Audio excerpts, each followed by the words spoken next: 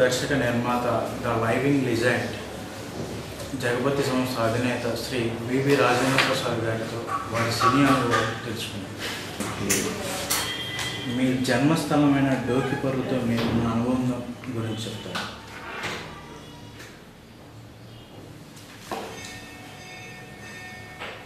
మాది కృష్ణా జిల్లా గుడివాడ తాలూకా డోకిపర్రు గ్రామం. బహుశా నేను పుట్టినప్పటి నుంచి కూడా దాదాపు 15 ఏళ్ళ వరకు ఎక్కడున్నా కానీ 15 రోజులు ఆ డోకిపర్రు ఉండేది. కారణం ఏంటంటే మా అమ్మది ఆత్కూరు, కొంచెం జబ్బు మనిషి, ఎక్కువ కాలం ఆత్కూరులోనే ఉండి ట్రీట్మెంట్ తీసుకున్నాం. అట్లాగే మా నాన్నగారు కూడా ఒక పెద్ద మనిషికి, ఆ ఊరికి పెద్ద మనిషి, ఆ ఊరిలో ఉండే వ్యవహారాలన్నీ చూసేవారు. అందుకని ఆయన కూడా ఆ ఊరిలోనే ఉండి ఆ ఊరి వ్యవహారాలు చక్కదిద్దేవారు. దాని తర్వాత చాలా కాలం గుడ్లవల్లేరులో డాక్టర్ బాపిరాజు గారని ఆయన దగ్గర మా అమ్మకి ట్రీట్మెంట్, సగం టైం ఆ ట్రీట్మెంట్ కొని గుడ్లవల్లేరు సరిపోయింది. చిన్నప్పటి నుంచి నాకు ఆస్తమా ఉండటం వల్ల చదువు చాలా తక్కువ, కాలేజీలకి స్కూల్కి వెళ్ళటం వాటిని ఇంటి దగ్గర ఉండటమే అలవాటు అయిపోయింది. అట్లా కొంతకాలం గుడ్లవల్లేరు, దాని తర్వాత ఆత్కూరు, 1-2 రోజులు ఎప్పుడైనా వెళ్తే డోకిపర్రు, అంతే నాకున్న సంబంధం. మీ సినిమా రంగ ప్రవేశం గురించి చెప్తారు.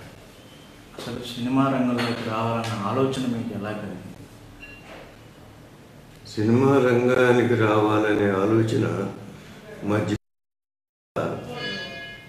మొదటి నుంచి ఉన్న ఆలోచన కాదు అది. కాకపోతే ఏంటంటే కాలేజీలో చదువుకునే రోజు నేను చాలా ఒక నాటకాలు, స్టేజీ ఇవే కాకుండా జనరల్ లైఫ్, చదువుకున్న ఎక్కువ student life, student leadership life. అప్పుడు నేను స్టూడెంట్ ఫెడరేషన్, అందులో నేను president college, Excelsior union, junior Excelsior union, senior Excelsior union ఉండేది. అందులో ఇంటర్మీడియట్ వరకు ఎక్సెల్షియర్ యూనియన్ జూనియర్, దానికి నేను ప్రెసిడెంట్. తర్వాత సీనియర్ ఎక్సెల్షియర్ కూడా. దాంతో ఆ క్లాస్మేట్స్ వాళ్ళ బాగోగులు, ఎవరికన్నా అపకారం జరిగితే అది ఎట్లా సరి చేయటం అనే ఉద్దేశమే తప్ప నాకుగా నేను చదివి పాస్ అయింది మాత్రం లేదు. నా ఎడ్యుకేషన్ వరకు చిన్నప్పుడు ఆ ఎడ్యుకేషన్ టైంలోనే ఈ యాక్టివిటీస్లో నాటకాలు వేయటం అనేది ఒకటి. కాకినాడ పిఆర్ కాలేజీలో నేను కొంత ఫ్రెండ్స్, ఏడు నాగేశ్వరరావు, ఇట్లా 5-6 ఉండేవారు.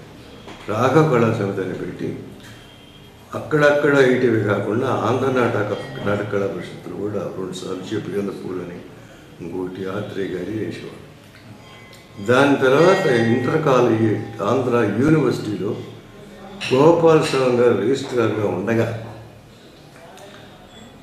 స్టేట్ వైజ్ కాంపిటీషన్స్ పెట్టారు నాటకాలు. అందులో కప్పలు అనే దాంట్లో నేను పంకజం వేషం వేసి, గయ్యాడి గంప వేషం వేసి, అందరి మన్నలంటే నేను ఒక మగవాడు ఆడది వేషం వేసింది అనే ఫీలింగ్ లేకుండా ఆ లేడీ స్టూడెంట్స్ కూడా వచ్చి కావలసుకుని ముద్దేసుకుని ఇది తన్మయత్వం చెందితే దానికి నాకు బెస్ట్ యూనివర్సిటీ హీరోయిన్ అవార్డు వచ్చింది. అప్పటి నుంచి అంతకన్నా ముందు నుంచి నాకు నాగేశ్వరరావుతో ఉన్న పరిచయం, ఆ పరిచయంతో చేసుకుని మధ్యలో ఊరు వెళ్ళిపోయి కొద్ది రోజులు ఉండవలసి వచ్చింది. మా డోకిపర్రు అప్పుడు ఉంది. నేను అప్పుడు మా నాన్నగారికి రైస్ మిల్స్ ఉంది, వీరమాచనే జగపతిరావు గారు, మా అమ్మ లక్ష్మీ నరసింహ. గుడ్లవల్లేరులోను, పెడల్లోను, బందర్లోను రైస్ మిల్స్ ఉంది. అప్పుడు వారు ఆలోచించింది అక్కడ పెడదామా, ఇటు వ్యవసాయంలో పెడదామా అని. సరే ఇష్టం వల్ల కొన్ని రోజులు వ్యవసాయంలో పెట్టారు. ఆ వ్యవసాయం చేసేప్పుడు అది చాలా భయంకరమైన రోజులు. అది వడ్ల నూర్పిడన్నా, అవన్నా కుప్పలు వేయటం అన్నా, ఏదైనా కానీ మట్టి దుమ్ము ధూళితో కూర్చుకున్న పని. నాకు serious asthma patient by birth.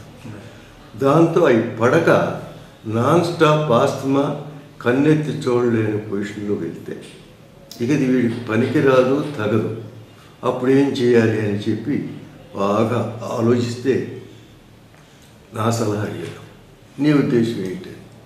మా పెద్ద అన్నయ్య గంగాధరరావు గారు, రెండో అన్నయ్య కృష్ణప్రసాద్ వెళ్ళి నా ఒపీనియన్ ఆయన చెప్పడానికి భయమేసి ఆయనకి చెప్పారు. చాలా చొరవగా ఉండేవాడు.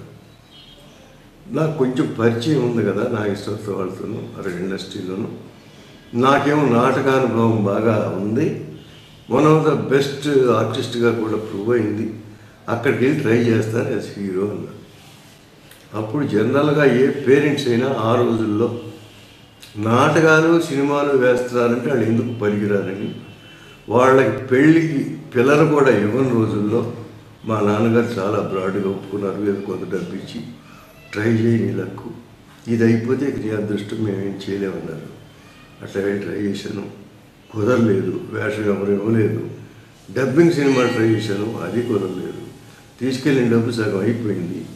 ఇంటికి రావడం ఇష్టం లేక జగ్గయ్య గారు చుట్టం అయితే ఆయన సలహా అడిగి, ఏమండి సినిమాలో ఎట్లాగో యాక్ట్ చేయలేను, ఇక వచ్చినందుకు సినిమాలను తీద్దామనే ఉద్దేశం ఉంది, తప్పకుండా చేద్దాము, I will do my best అన్నారు. అట్లాగే చేశారు. అదే ఫస్ట్ పిక్చర్ అన్నపూర్ణ, అదే 100 చేశాడు.